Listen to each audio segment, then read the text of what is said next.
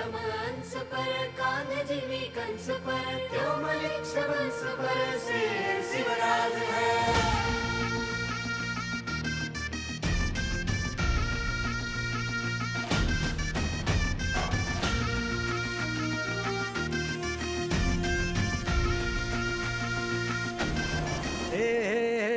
अंधार जुलमी होता पसरला समद्या गावा खेड्यात रे, सौराज्याचा सुरव्या उगवला हे तत्काळी